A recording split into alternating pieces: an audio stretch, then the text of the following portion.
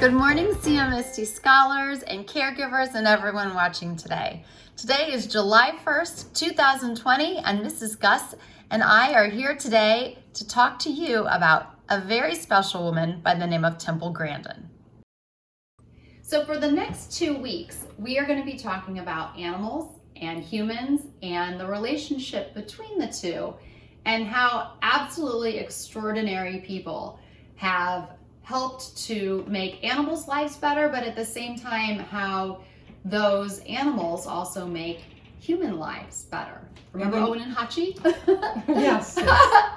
And you know what's fun too is whenever we have our embedded assessment and the prompt is to write about how animals enhance the life of others, is we try to not just stick with dogs, because that's like almost our go-to animal. Is everybody always says dogs or cats. So it's really interesting to think outside of the box and think about other animals like horses and cows and ferrets. And one of my scholars this year had a really good story about a pig, and another scholar had a story about a ferret. So it's good to think about not just cats and dogs, but all types of animals. And you're going to see over the next 2 weeks some very cool examples of how we kind of all work together in the world to help each other.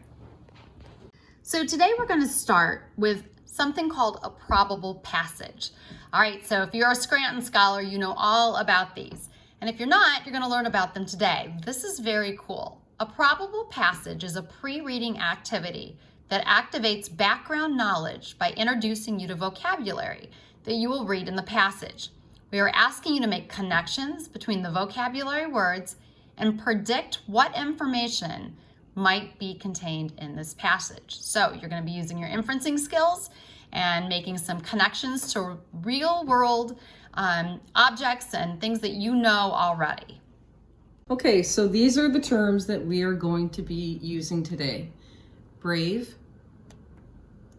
determined, autistic, cows, engineer, doctorate, farm, animal behavior, bullying, scientist, visual thinker, Temple, Franklin Pierce College.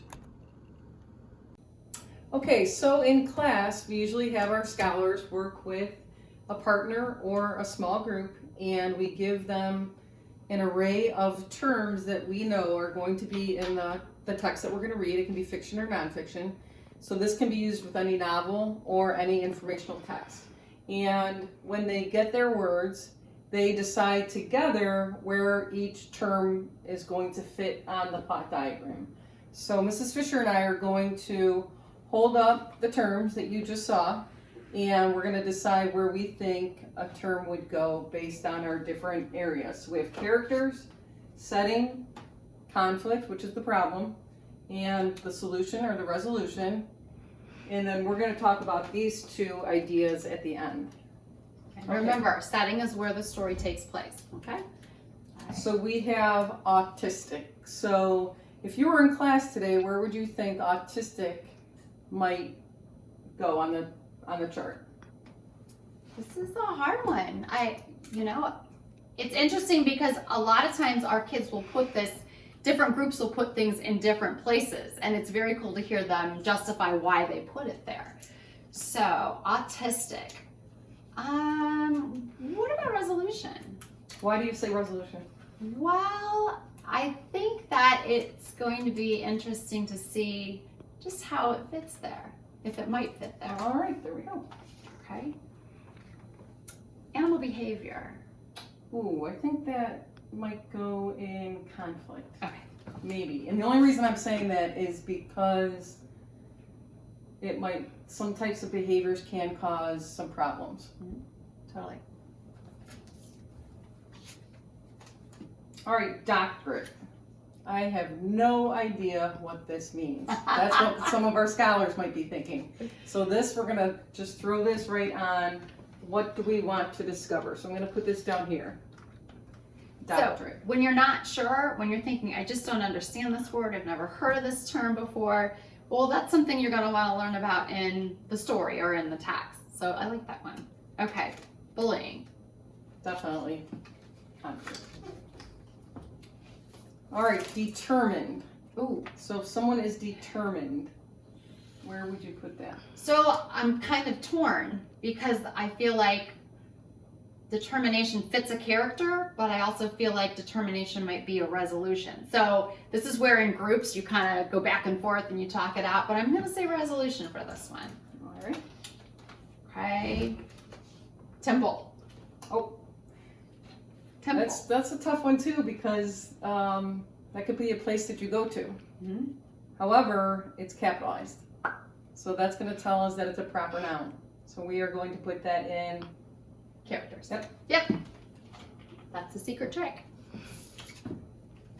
Cows. All right, so can cows be a character? Let's see. I say yes. I totally say yes. And that's the other cool thing about probable passages. You're not going to be wrong.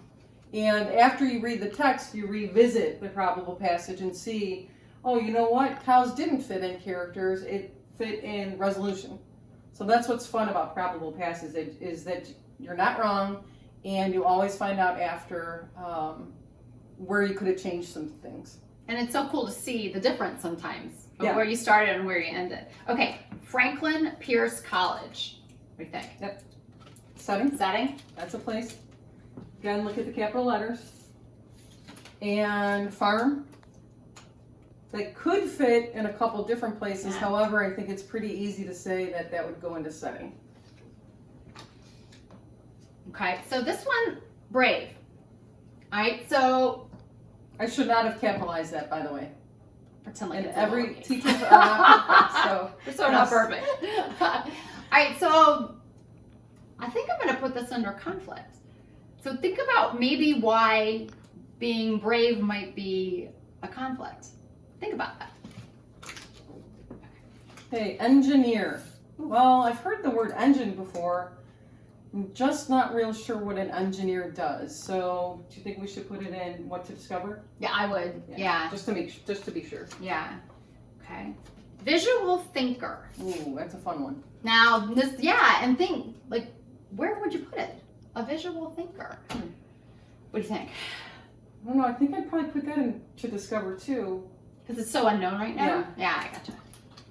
Cool. And then our last one is scientist. And we all know what scientists do.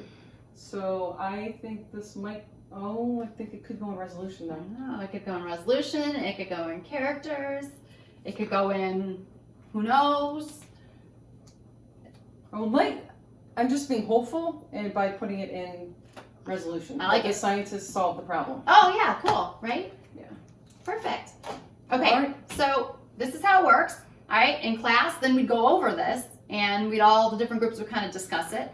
But the last thing right here is the gist statement.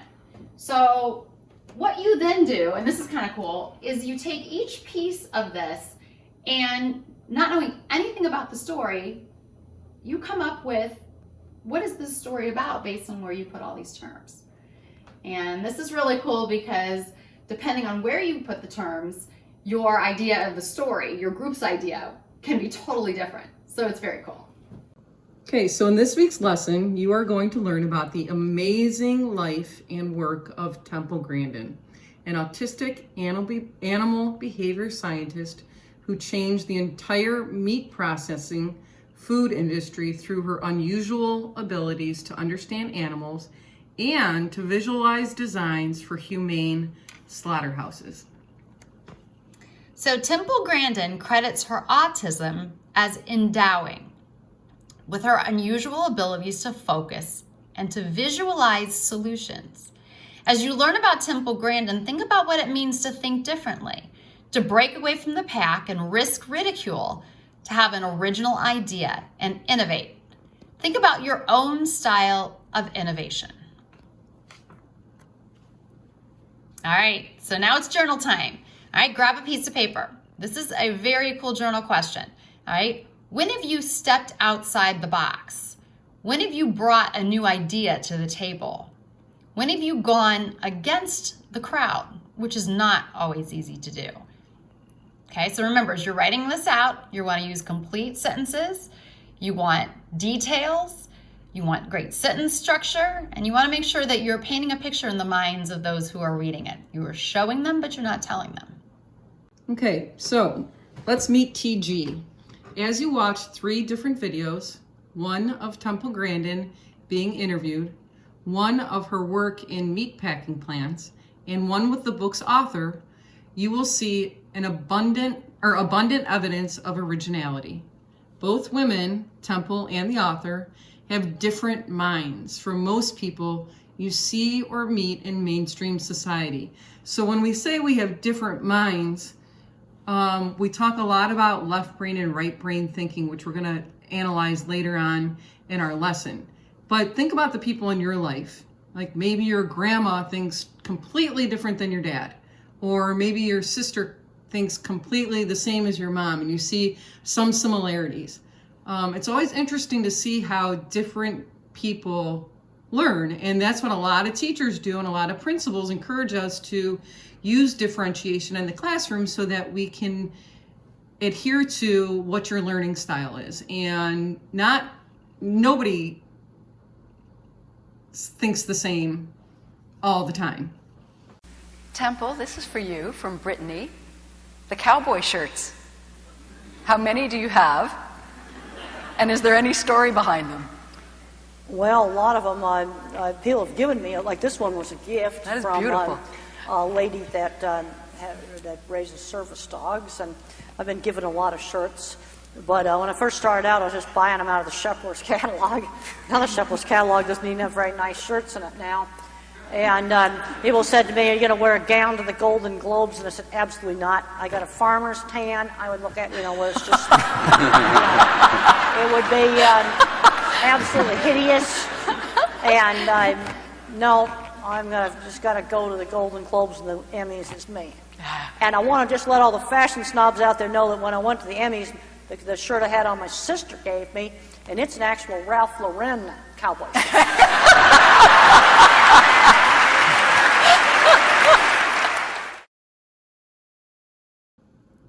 Okay, so next let's take a look at Temple Grandin's ideas being implemented in a meat packing plant.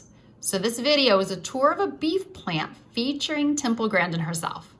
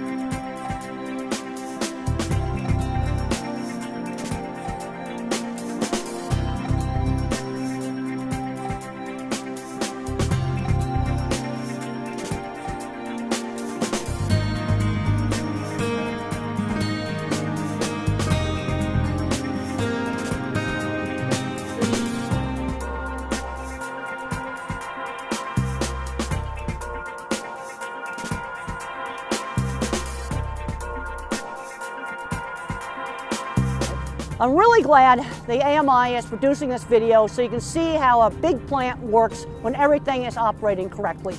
I have worked all my career on improving how animals are handled. And one of my biggest frustrations is you go out there on the internet and there's all these terrible undercover videos and there's not much video of things being done right. Now, one of the problems with having a lot of tour groups through plants is that this is safety issues, food safety issues, but also if people stand in the wrong places during a tour, it scares the cattle and gets them all agitated. But today, we're going to have a tour showing how things work done right.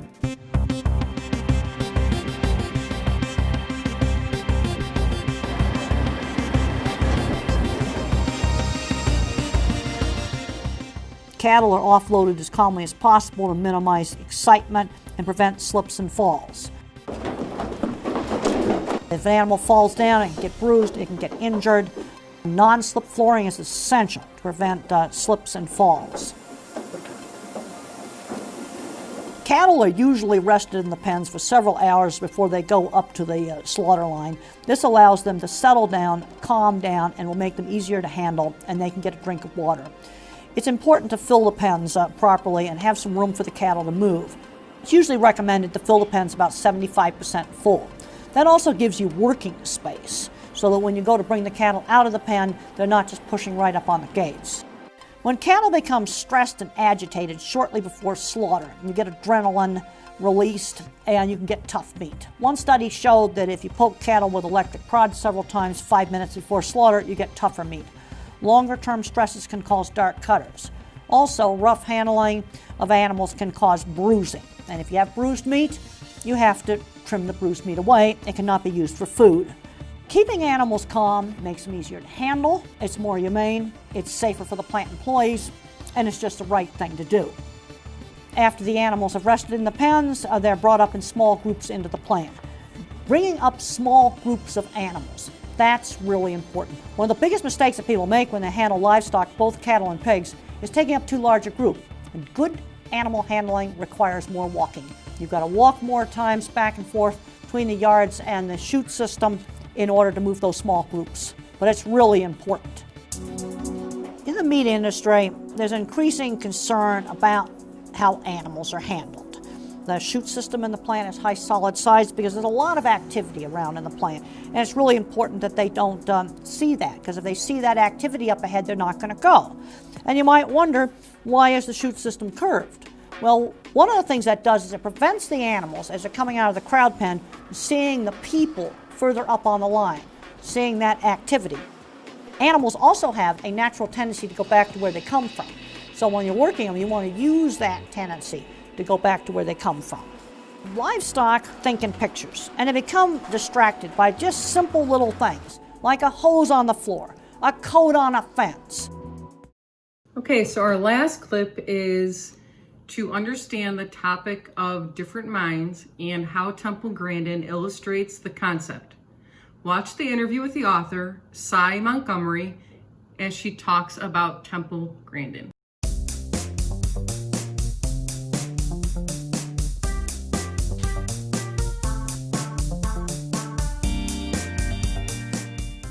My name is Cy Montgomery, and I'm the author of Temple Grandin, How the Girl Who Loved Cows Embraced Autism and Changed the World.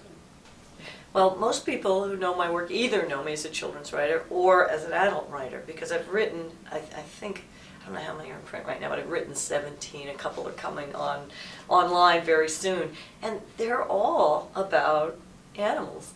Most of my work takes me to rainforests or cloud forests or deserts. I write about pink dolphins in the Amazon. I've written about man-eating tigers in Bangladesh and West Bengal.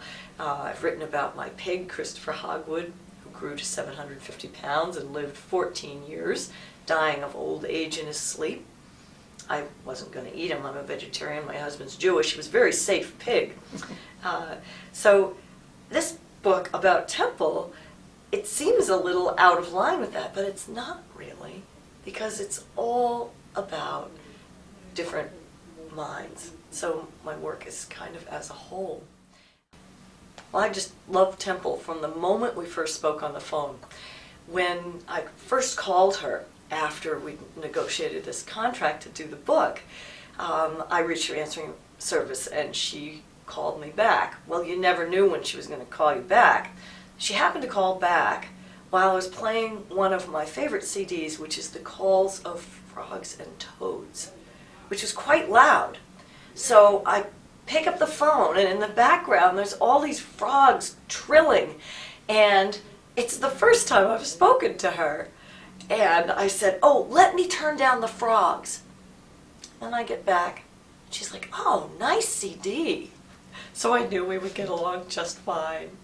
So when I first met her, I flew out to Colorado. She lives in Fort Collins, and she was very generous with her time. I got to go to her condo. I got to actually go in her squeeze machine, which the hydraulic controls had actually failed at this point. So she actually put me in it like in a waffle maker. And it was really cool to be in that and have her controlling the squashing action. And I felt very safe. And she was so generous about letting me into her world. People have come up to me and said, thank you for acknowledging that there are different kinds of minds out there. And people bring that sentiment both from the autism community and the animal community.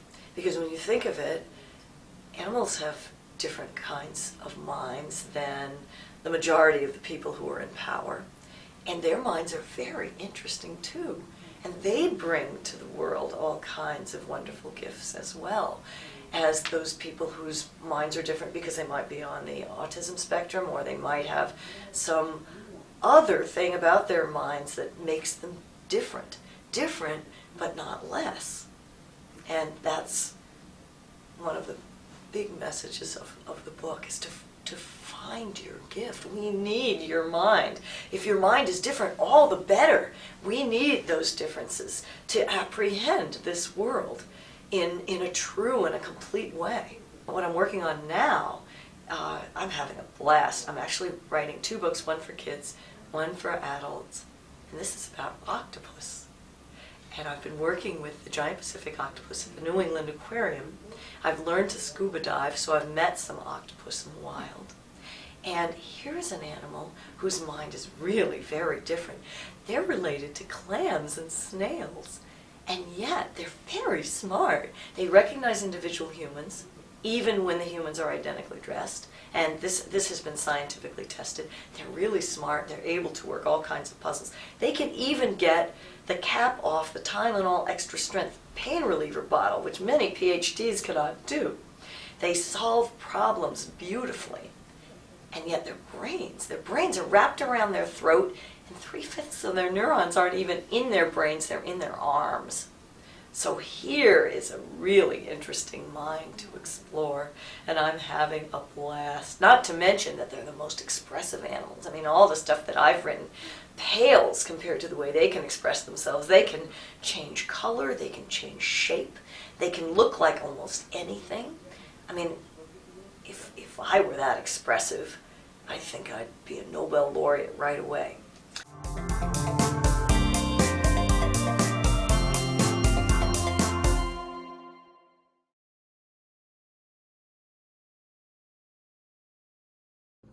Okay, so one of Temple Grandin's signature sayings is that we are different, not less. So we want you to think about what that means. Different, not less. Okay, so grab a piece of paper and a pencil, or grab a family member to share your answers with, and we're going to ask you some questions on the next couple slides, and we want you to discuss those or write them out. Okay, this is one of my favorite questions. And if you notice, Mrs. Fisher and I both have cowboy shirts on today. We're rocking the cowboy shirts. Cowgirl shirts. So talking about her cowboy shirts with the interviewer, Temple Grandin said she wasn't going to wear a gown to the Emmys or Golden Globe Awards she won for her work with animals. Why not? What was her answer, and what did she mean by it? Next question. Recalling the interview with Cy Montgomery, explain how a book about a pink dolphin can be like a book about Temple Grandin. And the pink dolphin is pretty cool, and I didn't know about it until this interview.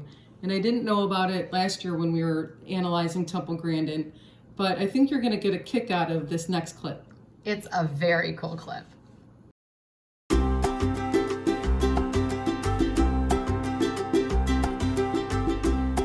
Of the many curious creatures you'll see on the Amazon, most curious of all may be the pink river dolphins, who are as interested in us as we are in them.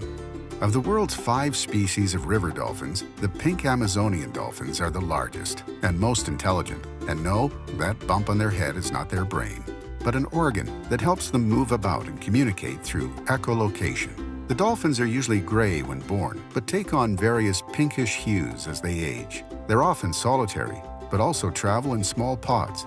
and are undoubtedly social creatures. The pink dolphin are friendly and have been known to nudge swimmers ashore or bump up playfully alongside boats. You'll see them swimming alongside our ship. The local name for these cetaceans is boto. Indeed, their curved mouths give them the appearance of always smiling. And without doubt, you'll be smiling when you are greeted by these beautiful, intelligent Amazon creatures.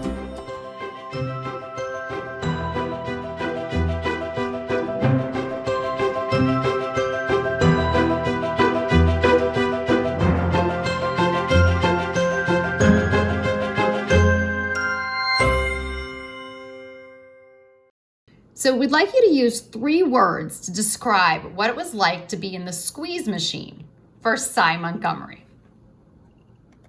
So here's the list of emotions. So you can choose from any of these lists, or of course, you can think of your own emotion. This is just to kind of help you out. So we're gonna leave this up here for a little bit. Okay, so now we're gonna ask you to write down on a piece of paper or just talk with whoever's around you. What 3 words would you choose?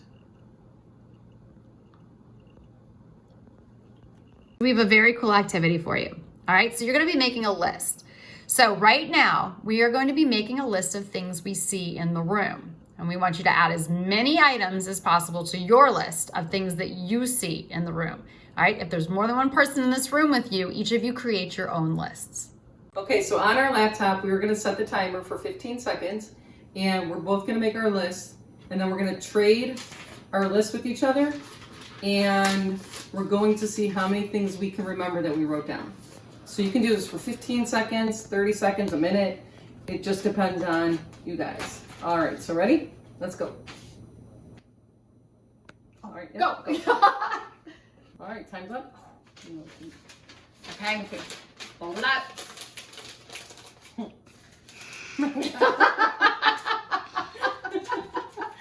All right, so now Mrs. Fisher has to tell me what she remembers that she wrote down. And I can't look around the room, right? I have to look at Right. you. Okay. Okay. That's the title. Okay. Okay, so Okay. yeah, I'm gonna have a hard time. Okay. So I said boots. I said vase. I said picture frame. I said flag. I said suit. I can't remember anything else. No, isn't that crazy? All right, so she got all those. She didn't remember flowers, light, like the lamp, and the TV, which is gigantic. Those are big ones, and I couldn't remember. Okay. Not really that big. Okay. Okay. I think I put down plaid blanket, gumball machine, book, scarf, pillow, plant. Did I get them all? Got them. She got them all. Yeah, but I only put that 5. You won. I lost. It might be even more fun to add like 15 more seconds to it. Yeah. So that's a good game. Yeah. Do this with your families. So the point of this is to show you, and you've already seen with Temple Grandin, how genius her mind was. Even though she was diagnosed with a very difficult diagnosis of autism, she could think like nobody else could think. And every year that when we analyze her, she just blows me away. And her mom never gave up on her. Her dad never gave up on her. Her aunt stayed with her. So she had a great support system. But once you get deeper and deeper into learning more about her, all the college that she had, the support that she had from different institutions, it's a phenomenal story. Yeah, and her mind is just brilliant. It's remarkable.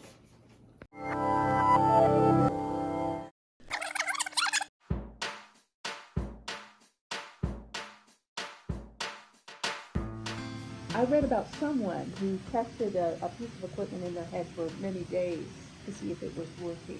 Do you do that? I think that was Tesla, and it was spinning a dynamo for the electric power plant, and you could tell whether it was going to be off balance and not work. And Tesla definitely today would be diagnosed autistic. If you got rid of all of the genes that cause autism, you'd be rid of Carl Sagan, you'd be rid of Mozart, Einstein today. to be labeled autistic. He had no speech until he was 3 years old. I mean, half of all the people that work in these big tech companies have got at least a mild version of Asperger's. If you didn't have a little bit of those Asperger autistic genes, you wouldn't even have any computers.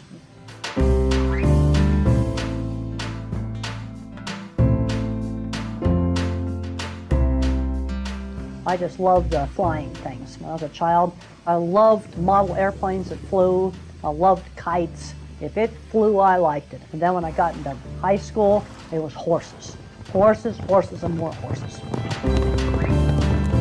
I was diagnosed with autism as a young child. I had all of the full-blown autism symptoms, no speech, screaming, just everything. It was definitely fully autistic.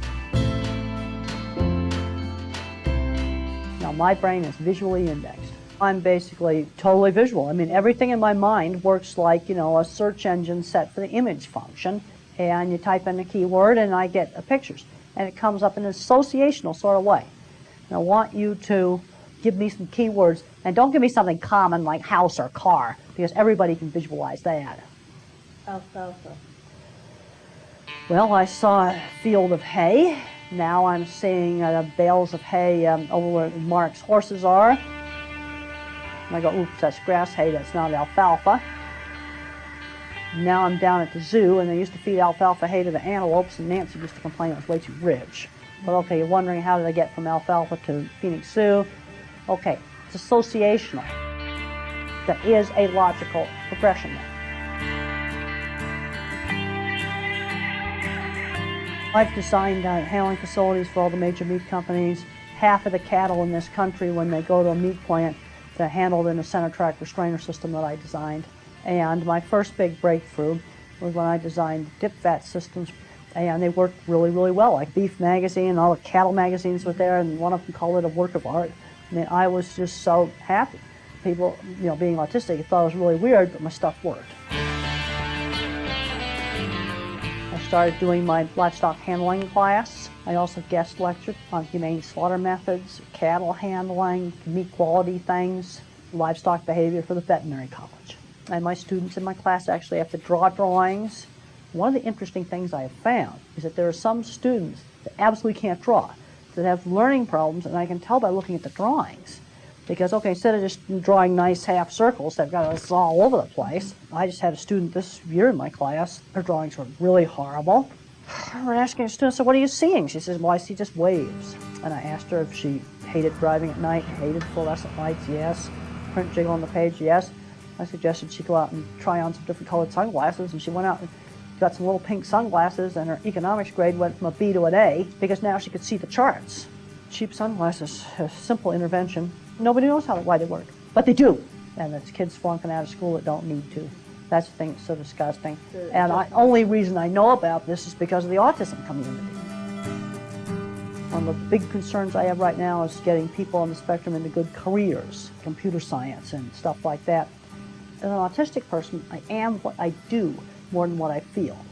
And I get a lot of satisfaction in life. Okay, I designed something and it works. Or I have a student say, well, your course was really helpful to me. Or somebody likes one of my books. They say, well, it helped them with their autistic child, or it helped them to understand their dog. That makes me really happy. That I'm doing something that does something constructive on the ground. Okay, so does your brain work like that, where you can remember things that you wrote down, or you're a visual thinker? So how is Temple's brain similar or different from yours? What are the advantages to having a brain like that? And, even more interesting, what can be the disadvantages? Welcome to Moo Moo Math and the parts of the brain. The brain has two main hemispheres, the left hemisphere and the right hemisphere. The left side of your brain controls movements on the right side of your body, and the right side controls movements on the left side of your body. The left hemisphere is more logical and organized, and the right side is more creative and emotional. Let's look at more details of the left hemisphere of your brain. It is more logical, and it performs the exact math and science computation problems. In addition, the left side of your brain handles many of the duties of speaking and pulls facts from your memory. right hemisphere of the brain is creative and emotional. It helps with art and music and helps with spatial awareness. The top of the brain is called the cerebrum. It is separated into 4 lobes: the temporal, the parental, occipital, and the frontal. The cerebellum, also called the little brain, controls coordination, balance, and helps us talk and walk. The temporal lobe helps us process sounds. In other words, it helps us hear. It also helps with some balance. The parental lobe is also called the association lobe because it communicates with the other lobes. The parental lobe is where information such as taste, temperature, and touch are integrated or processed. The occipital lobe is responsible for your vision. The frontal lobe is responsible for your executive function. This includes your memory, impulse, control, your emotions, planning, and organization. The brain is connected to the spinal cord at the brain stem. The brain stem controls the flow of messages between the brain and the rest of the body.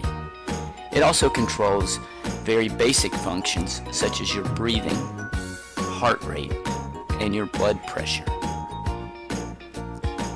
Thanks for watching Moo Moo Math and Science. Uploads a math, science, motivation, or study skills video every day. Thanks for watching. Please subscribe and share. Okay, so we're going to end today's segment where you're going to see some of our amazing CMSD scholars, and they're going to reflect on how animals have had an impact on us. And then we're going to meet right back up with you this time next week to keep talking about Temple Grandin and animals.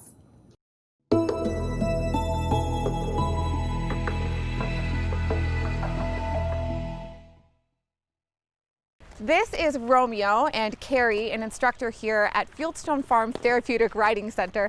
He is just one of the many horses here helping freshmen from Facing History New Tech cope with trauma, learn empathy, and teamwork. Check it out. It was love at first sight for 9th grader Honesty. When I saw Jim, oh my God, I fell in love. Like, Jim, oh my gosh, he's so pretty, so pretty. Jim and his friends are the horses at Fieldstone Farm that students groomed and got to know. He made me feel like really comfortable. At first I was nervous. When I started like petting him and like grooming him, he was like nudging me and making me feel really safe. So it was really good. When you're around him, it makes you feel like the world just stopped and you're just like, oh my gosh, like it's just y'all two. He has big eyes. He's so nice and gentle, so calm. That calm feeling is exactly why the freshman class from Facing History New Tech visits Fieldstone Farm early in the school year, helping students cope with the new environment and feel more comfortable. A lot of times they come from community schools from all over Cleveland. So when they come in 9th grade, they're meeting each other for the first time. And a lot of times that means they have tough exteriors. So when they come and they hang around with the horses, this is one of the first times we get to see some really genuine smiles, and learning about empathy helps them build an understanding with each other, because a lot of our kids come with trauma in their daily lives. Learning about trauma and how to deal with trauma helps them focus more on the curriculum and focus more on each other and build relationships rather than building up a tough exterior. She said the experience makes a big difference in behavior and focus back at school. Interacting with the horses helps the students interact with their classmates, finding new ways to communicate and relate to each other. This one horse, he lost an eye, and learning his surroundings was like really hard, and like coming to high school in a new place, that's like really hard to learn your surroundings and you're all with these new people. I just like learned that horses are just like humans. They have feelings, they have emotions, and they like to be cared for just like humans do. They like to be loved on. So I think it's gonna help me like care for other people like I do animals. It'll help me like understand more.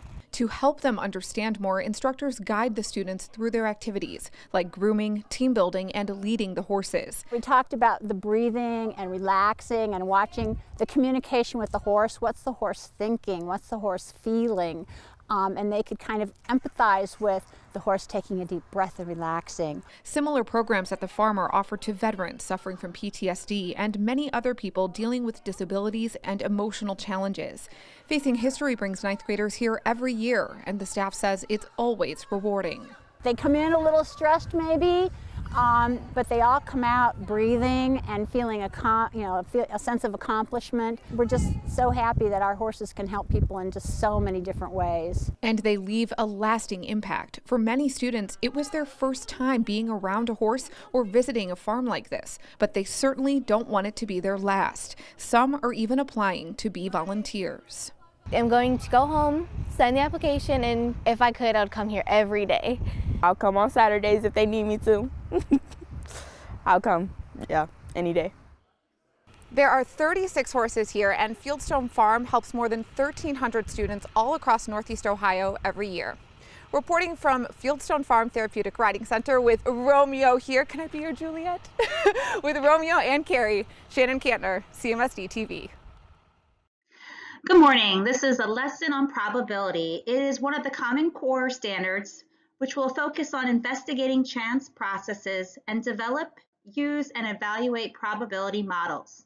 My name is Teresa Bender, and I am from Paul L. Dunbar Arts Enrichment Academy, and I am looking forward to teaching you about probability. Part 5, compound events. The standard that we're going to be covering right now is 7SP8. I can statement. I can design and investigate a simulation that will allow me to collect data to generate frequency for compound events using sample spaces, organized lists, tables, and tree diagrams. Let's take a look at the fundamental counting principle. It states that if there are P ways to do one thing and Q ways to do another thing, then there are P times Q ways to do both things. In example 1, suppose you have 3 shirts. We can call them A, B, and C. And 4 pairs of pants, call them X, W, Y, and Z. Then you have 3 times 4, which is equal to 12. You have 12 different options or combinations or outcomes. We can use vocabulary words interchangeably. But you have 4 different outfits. You can have a blue shirt with a khaki pant. You can have a blue shirt with the green pants, a blue shirt with the tan pants, a blue shirt with a blue pants. So let's take a look at the list options. You can have an A with a W, an A with an X, an A with a Y, A with a Z. You can have a B with a W, a B with an X, a B with a Y, and a B with a Z. So far, we have 8. You can also have a C with a W, a C with an X, a C with a Y, and a C with a 12. Do you see how you can get 12 different ways? We can come up with that answer a lot quicker using the fundamental counting principle. Instead of listing them all out, like we did in the box, all you have to do is multiply those 2 numbers together. Very simple. Let's take a look at this next problem and apply the fundamental counting principle that we just learned about. How many entrees do we have? Excellent, 3. How many main dishes do we have? 3. And how many desserts do we have? 4. Now remember, when we're talking about the fundamental counting principle, what operation are we going to be doing with the 3, and the 4? Are we adding, subtracting, multiplying, or dividing? Excellent, you are correct. We're going to multiply those 3 numbers together. So what is 3 times 3 times 4? Well, 3 times 3 is 9. 9 times 4 is 36. Very good. Let's take a look at a tree diagram problem. A school lunch menu is posted in the cafeteria as shown below. Phoebe selects one food item and one drink at random. What is the probability she chooses a hamburger with juice? So let's take a look at the chart that they gave us. Food is hamburger, pizza, and chicken nuggets. You have three options for food. Drinks, you have milk and juice. I'm going to give you a few seconds to create your own tree diagram using the information that you have in this chart. You should have included the first part of your tree is a hamburger, a pizza, and chicken nuggets. From each of the food items, you should have two branches that come off of that item. So you would have a hamburger with milk, a hamburger with juice. Another option you could have is pizza with milk or pizza with juice. The third option is chicken nuggets with milk or chicken nuggets with orange juice. Now, let's count the number of total options that you could have. Let's go back to the beginning. You could have had a hamburger with milk, which is one option, a hamburger with juice, which is two options. Pizza with milk is 3, pizza with juice is 4, chicken nuggets with milk is 5, and chicken nuggets with juice is 6. So we have 6 total options to pick from. And you can get those 6 items by looking on the last branch of the tree diagram. So now let's write our theoretical probability of getting a hamburger with juice. How many options did we have with a hamburger and juice? We had 1 out of the total, which was 6.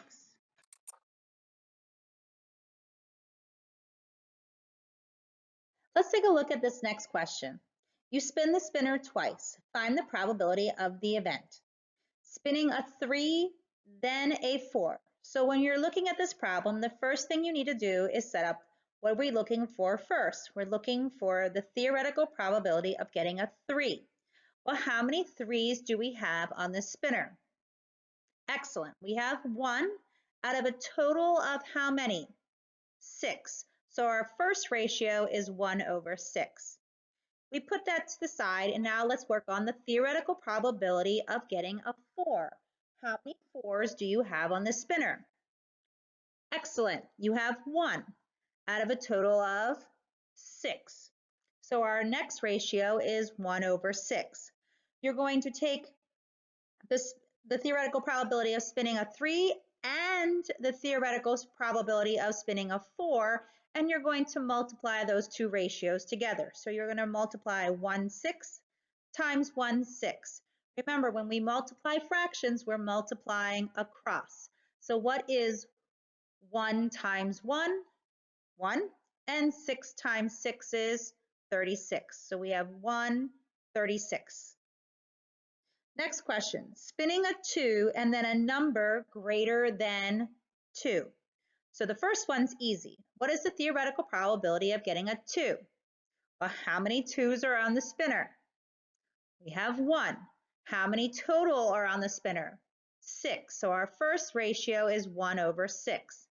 The second one, a little bit more advanced. What is the theoretical probability of getting a number greater than 2?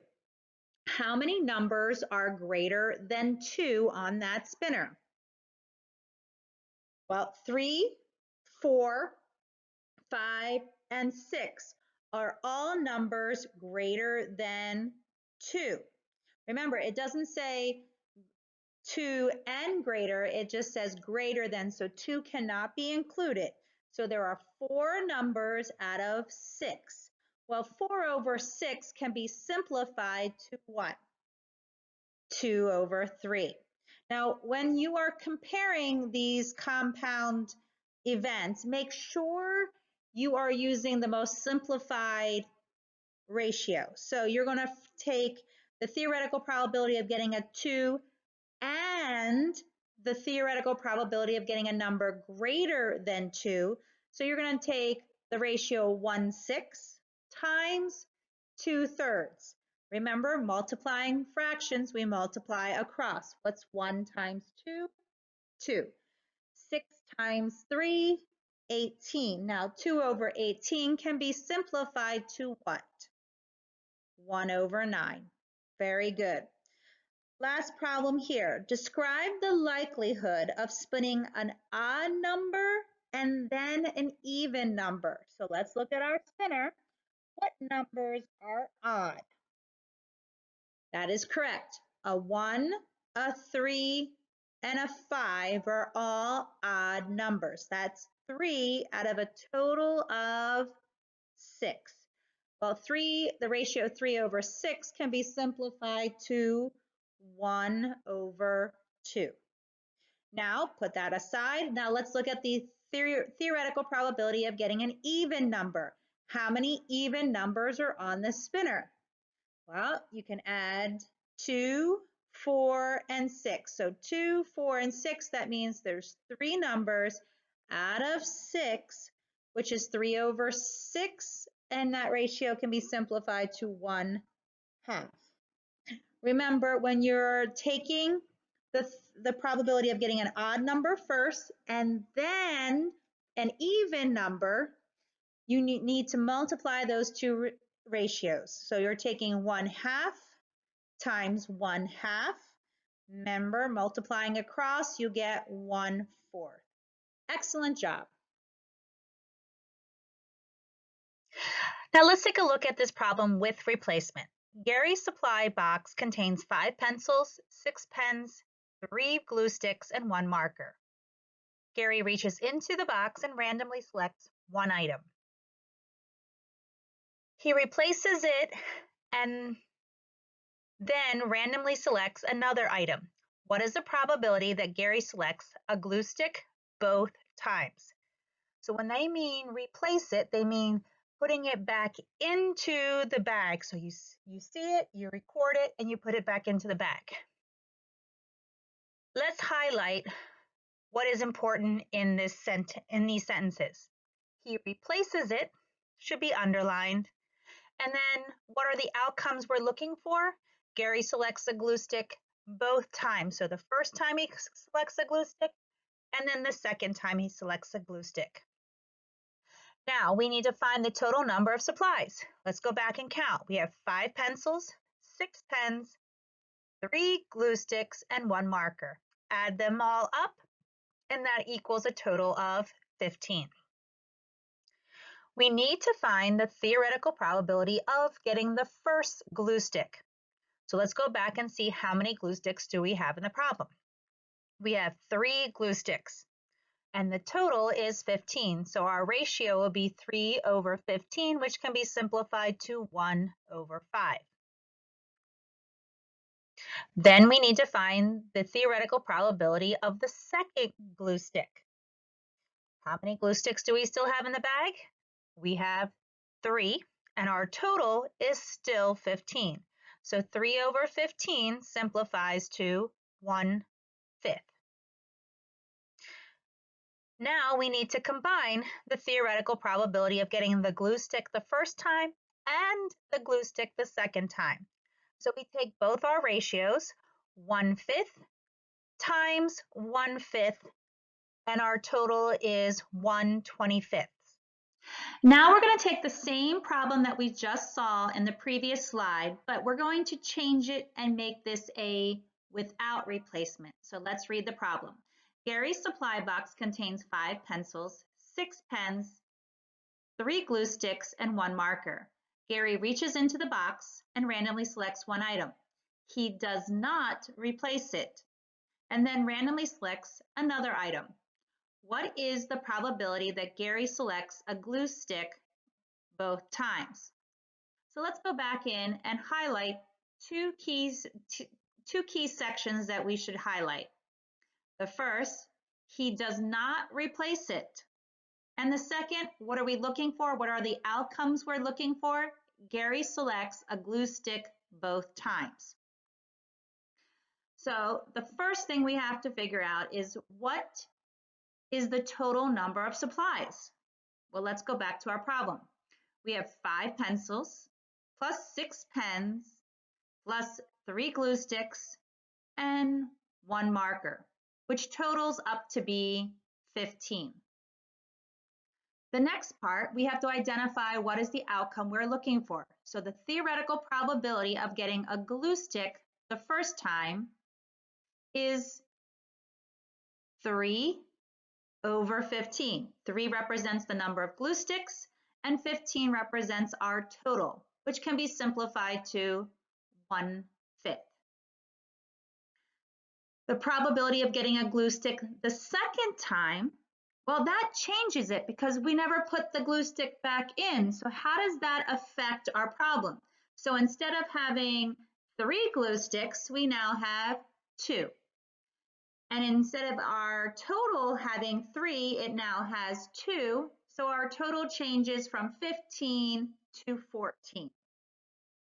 So when we look at the theoretical probability of getting a glue stick the second time without replacement, our total number of glue sticks now is 2, and our new total is 14.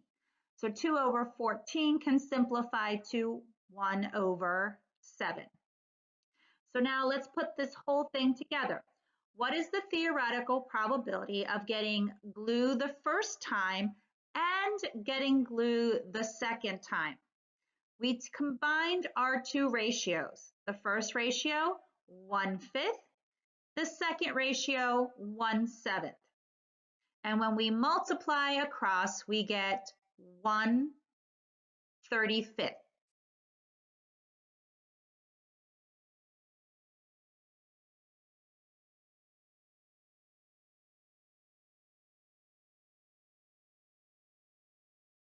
Now take this opportunity to watch another video about probability with replacement and without replacement.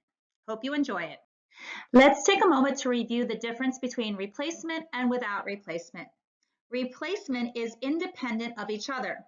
It does not affect the occurrence of the other. In our fraction, the denominator or our total remain the same. However, when we look at without replacement, it is dependent on each other. The occurrence of the first event affects the occurrence of the next event. In our fraction, the denominator or our total changed when from 15 to 14. The numerator could also change but does not have to change in the next occurrence. It just depends on the problem. So once again, replacement is independent and without replacement is dependent. It's been a real pleasure working with you today on probability. If you need any more practice, please go to www.khanacademy.com and practice 7.SP5 through 7.SP8. Have a great day.